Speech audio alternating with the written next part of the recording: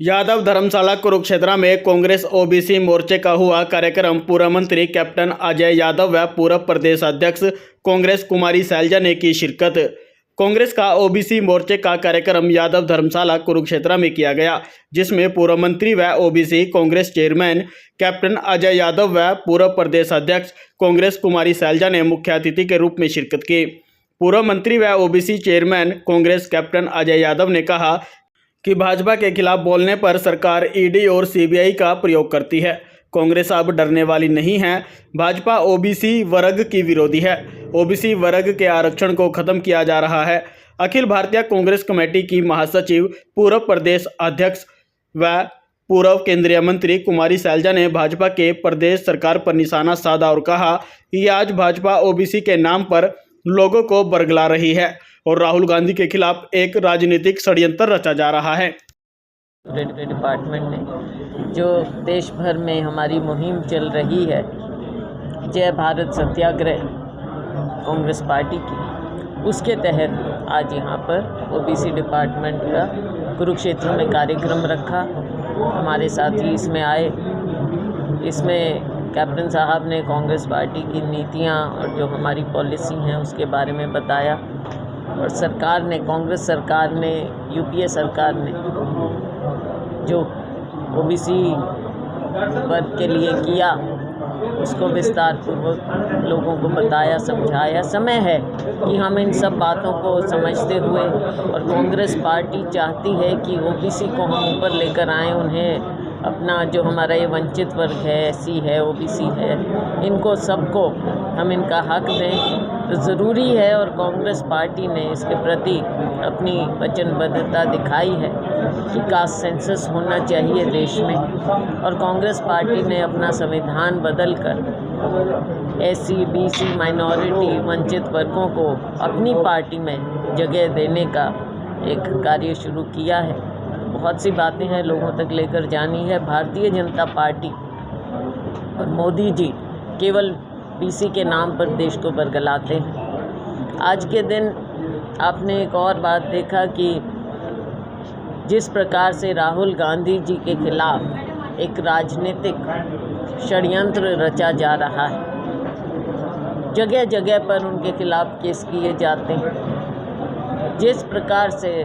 जिस तरह से राहुल जी की सदस्यता को एकदम इतनी तत्परता दिखाते हुए उनकी सदस्यता को ख़त्म किया गया, और जिस तरह से उनसे मकान की भी बात की कि मकान भी छोड़िए, तो इसमें साफ नज़र आता है कि भारतीय जनता पार्टी की कितनी ओछी सोच है। अब राहुल जी को आप ये कहें मकान छोड़ दो, जब बोलें तो कहें कोई ना कोई बहाना मारकर कि भाई वो बोल ना सकें, खड़गे जी बोल ना सकें, क्योंकि वो ऐसे सवाल पूछते हैं जो शायद मोदी जी को, भारतीय जनता पार्टी को कंफर्टेबल नहीं लगते। वो अडानी मोदी जी के रिश्ते के बारे में पूछते हैं, अडानी जी के खाते में 20,000 करोड़ कहाँ से आया उसके बारे में पूछते हैं। जो भी सवाल पूछते हैं, देखिए विपक्ष का काम है, मीडिया का काम है कि वो सवाल पूछें, और सत्ता पक्ष का काम होता है, माननीय प्रधानमंत्री जी का काम होता है कि वो सदन में जवाब दें। जवाब नहीं देते, और उससे बचने के लिए सत्ता पक्ष संसद को चलने नहीं देता।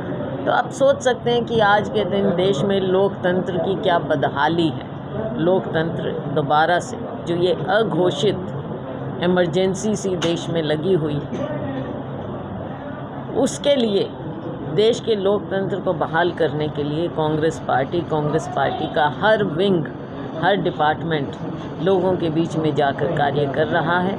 और हमारे जो एससी बीसी के डिपार्टमेंट के लोग हैं, हमारे सदस्य हैं, वो लोगों के बीच में जाकर ये और दूसरी सभी बातें, सियासी बातें लोगों के बीच में लेकर जाएंगे। हमारे राज्य के भी मुद्दे हैं वो भी, और राष्ट्रीय मुद्दे हैं, लोकतंत्र के मुद्दे हैं, इन सभी बातों को लोगों के बीच में लेकर जाएंगे। संक्षेप में मैंने बताया, कर्नाटक की जनता इनके खिलाफ हो चुकी है। जिस प्रकार की राजनीति, जिस प्रकार का भ्रष्टाचार इन्होंने कर्नाटक में लोगों को देन दिया है, तोहफा दिया है, आज चारों ओर यही बात है कि कर्नाटक में बीजेपी हारेगी और कांग्रेस पार्टी की सरकार वहाँ बनेगी। इस बात से शायद बौखला गए हैं। ये तो हर बात पे बौखला जाते हैं, सियासी लड़ाई तो लड़ना जानते नहीं हैं, बौखला जाते हैं। राहुल गांधी अगर पदयात्रा करते हैं तो बीजेपी बौखला जाती, वहाँ पर इनकी असलियत सामने आती है, कांग्रेस पार्टी की और लोगों का रुझान देखते हैं तो बौखला जाते हैं। ये तो उसका हिस्सा है। जो कांग्रेस विक्टिम कार्ड, भाजपा कह रही है विक्टिम कार्ड खेल रही है राहुल गांधी की सजा के मामले में। पवन खेड़ा का मामला था तो कांग्रेस सुप्रीम कोर्ट में चली गई थी, लेकिन इस मामले में चली नहीं गई। क्या ऐसा तो नहीं है जैसे बहुत सारे केस है राहुल गांधी के खिलाफ, नेशनल हेराल्ड का या दूसरे केस, वो अभी से प्रेशर बढ़ाना शुरू कर दिया? देखिए वो चीज़ अलग है, लेकिन ये जो आपने बात अभी कही, पवन खेड़ा जी के साथ जो हुआ सारी दुनिया ने देखा, क्योंकि कुछ मीडिया के लोग वहाँ पर थे, उन्होंने दिखाया। और मैं उस बात पर नहीं जाऊँगी कि मीडिया को कैसे कंट्रोल किया जाता है, लेकिन वो दिखाना पड़ा और दिखाया। उस समय हमारे पास कोई चारा नहीं था, इमीडिएट रिलीफ चाहिए थी। राहुल गांधी जी के जो ये केस का मामला है लोअर कोर्ट में हुआ है और हम कानूनी तौर पर इसको कानूनी लड़ाई हम लड़ रहे हैं। हम सेशन कोर्ट में गए हैं और वहाँ पर अभी वो केस है, तो क्योंकि वहाँ पर लंबित है और कानूनी हिसाब से हमने जो करना है, मैं उस पर और ज़्यादा टिप्पणी नहीं करना चाहूँगी। रही बात विक्टिम कार्ड की, विक्टिम कार्ड आप देख लीजिए कि हर जगह माननीय मोदी जी जहाँ जाते हैं ही प्लेज विक्टिम। मैं ओबीसी का हूँ इसलिए मुझसे ये कर रहे हैं, मैं ऐसा हूँ इसलिए मुझसे ऐसे कर रहे हैं। कहाँ से वो विक्टिम हो गए? देश को बरगला लिया, देश के सामने क्या बातें रखते हैं, जवाब नहीं देते। 15 लाख की प्रॉमिस, 2 करोड़ नौकरियों की प्रॉमिस, खुद विक्टिम कैसे हो गए? विक्टिम तो इस देश का आम नागरिक है, विक्टिम इस देश का बेरोज़गार युवा है, विक्टिम इस देश की वो गृहिणी है जिसके ऊपर आपने 1100-1200 रुपए का सिलेंडर थोप दिया है आज के दिन। विक्टिम तो सारा देश है।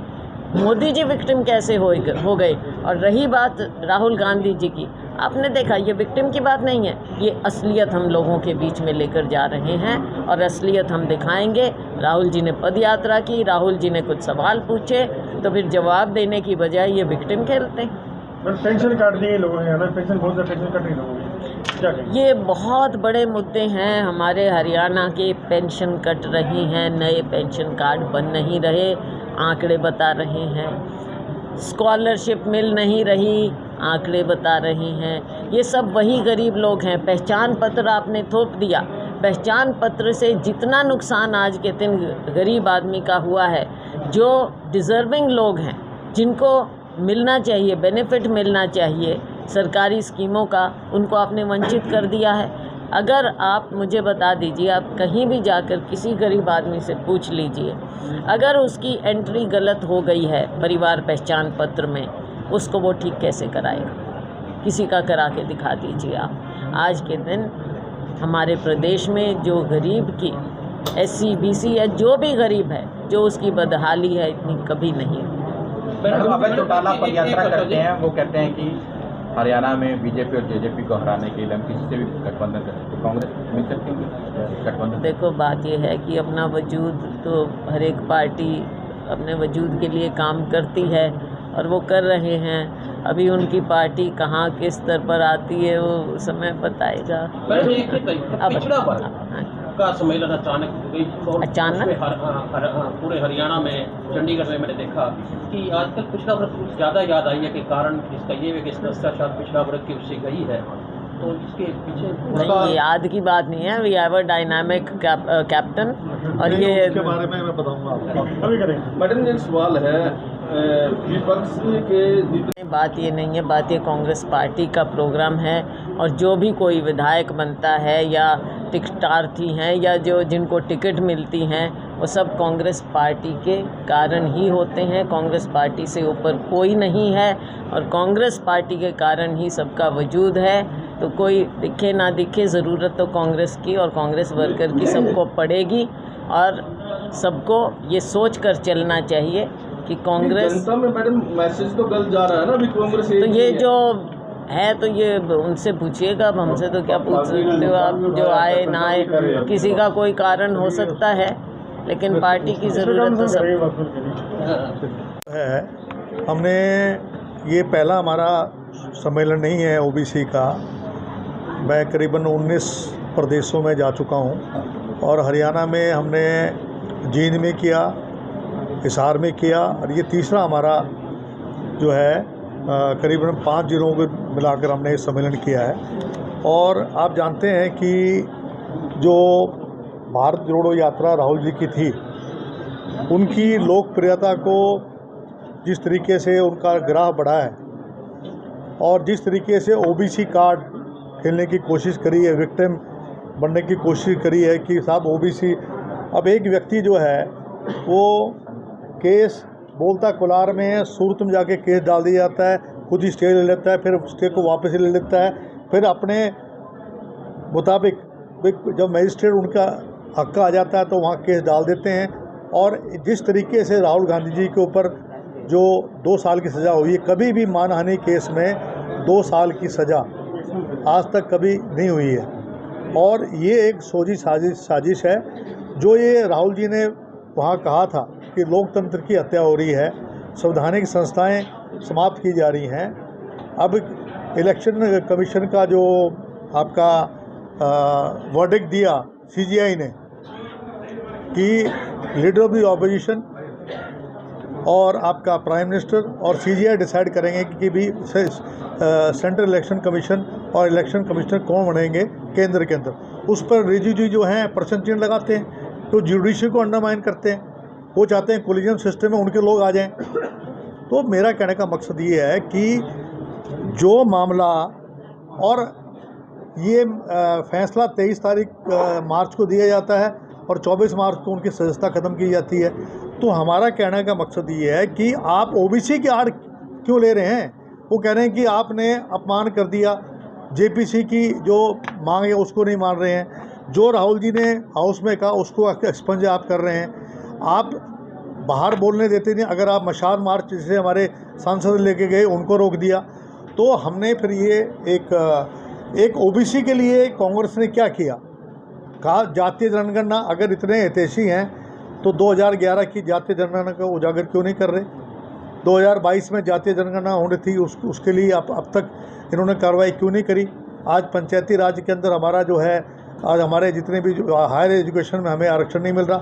अभी झारखंड में और आपके छत्तीसगढ़ के अंदर 27% आरक्षण वहाँ मिलना चाहिए था हमें, उसके लिए गवर्नर के पास फाइल पड़ी हुई है लेकिन लिए बैठे हुए हैं, क्योंकि गवर्नर जो है बीजेपी जैसे कहेगा वैसे करेगा।